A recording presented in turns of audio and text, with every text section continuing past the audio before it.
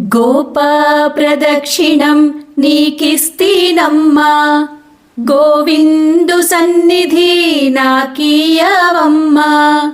ఒంటి ప్రదక్షిణం నీకిస్తీనమ్మా, వైకుంఠ సన్నిధి నాకీయవమ్మా. రెండో ప్రదక్షిణం నీకిస్తీనమ్మా, నిండైన సంపదలు నాకీయవమ్మా.